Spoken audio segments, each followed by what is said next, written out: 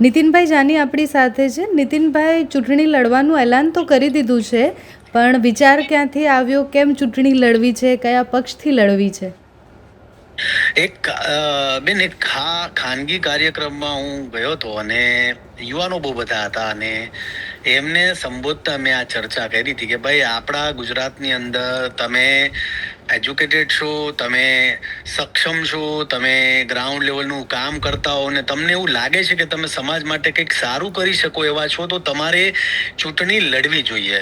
આ યુવાનોને મેં કીધું હતું અને ત્યારે જેટલા પણ યુવાનો બેઠા હતા બધા લોકોએ મને એવું કીધું કે ભાઈ શું તમે 2027માં ઇલેક્શન લડવાના છો? તો મેં એ લોકોને સહજપણે એવો જવાબ આપ્યો કે માતાજીની ઈચ્છા છે તો હું પણ લડીશ.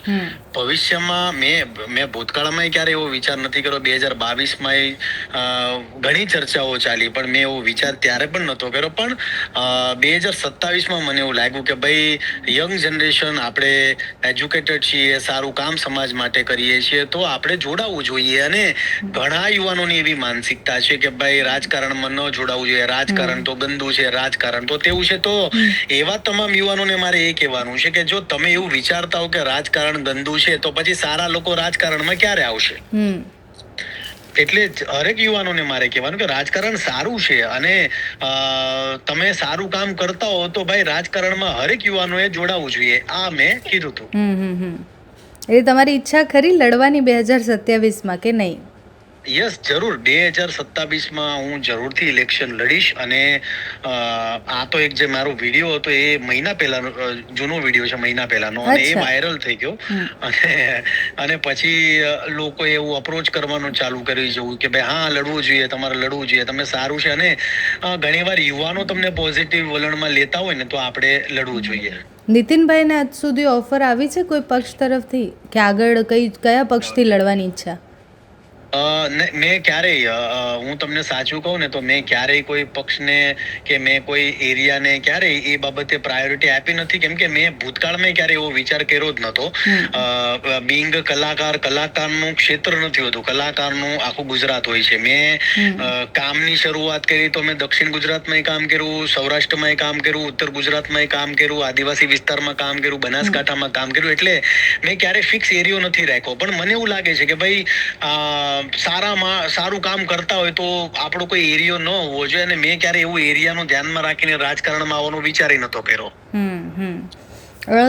કઈ સમસ્યાઓ અને તમને શું લાગે છે કે શું બદલાવવું જોઈએ નેતા તરીકે? જો તમે ચૂંટણી લડો છો તો તમે તમારી જનતાને શું આપવા માંગો છો?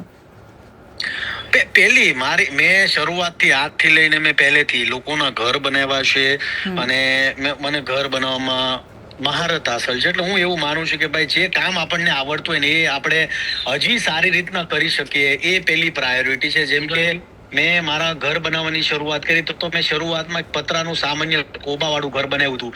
પછી ધીમે ધીમે એમાં ટાઇલ્સ નાખી, ધીમે ધીમે પ્લાસ્ટર કર્યું, ધીમે ધીમે કલર કર્યું, ધીમે ધીમે સિમેન્ટ સીટ નાખી, પછી ધાબાની શરૂઆત કરી, એમાં પીઓપીની શરૂઆત કરી. એટલે મેં હંમેશા મારી લાઈફને અપગ્રેડ કરવામાં, મેં જે પણ કામ મને મળતું હોય છે હું હંમેશા એને અપગ્રેડમાં વધારે બિલીવ કરું છું. એટલે આવનારા સમયમાં હું કંઈક સારું કરીશ કે રાજકારણમાં કદાચ જોડાઈશ. હજી તો બહુ દૂરની વાત છે, ટિકિટ મળવી ન મળવી કે કોઈ પાર્ટી મારો હાથ પકડે છે કે નથી પકડતો એ હજી કઈ નક્કી નથી. કેમ કે આપણે એવા કોઈ તોરમખાની નથી કે ભાઈ આપને લોકો આવશે બોલાવા કે આપણે કઈ કન્ડિશન મૂકશું, એવું નથી. આપણે કોઈ એટલા મોટાઈ નથી બની ગયા. પણ જે કામ મળશે, કે કદાચ હું એવું માનું છું કે અત્યારે મેં 375 ઘર બનાવ્યા છે, હું કદાચ રાજનીતિમાં આવું છું તો એ 375 ને વેગ મળીને 1000 ઘર પણ બની શકે. એટલે રાજનીતિમાં આવીને સેવા જ વધારવી છે, એ મોટો છે રાજનીતિમાં આવવાનો. ચૂંટણી લડવાનો મોટો શું છે? કેમ લડવી છે ચૂંટણી? ચૂંટણી એટલા માટે લડવી છે કે કદાચ હું જે અત્યારે સ્પીડે કામ કરું છું, જો જીવનમાં હરેક તમે કદાચ અત્યારે જમાવટમાં કામ કરો છો, તમે એકલા હાથે કાંઈ ન કરી શકો. તમારી ટીમ છે, તમને હરેક તમારા વર્ગના લોકો સપોર્ટ કરે છે તો તમે આગળ વધી શકો છો. હું અત્યારે ઘર બનાવું છું, કદાચ મને કોઈ પાર્ટી હાથ પકડે છે તો કદાચ એ સ્પીડ વધી શકે છે એ પર્પઝથી. બાકી જો મારો મોટો આજે ચૂંટણી લડવાનો નતો કે હું ભવિષ્યમાં ભૂતકાળમાં મેં ક્યારે એવો વિચાર કર્યો જ નતો. ભૂતકાળમાં ઘણી વાતો થઈ કે ભાઈ ખજૂરભાઈ લડે છે, કેમ નો લડી મેં.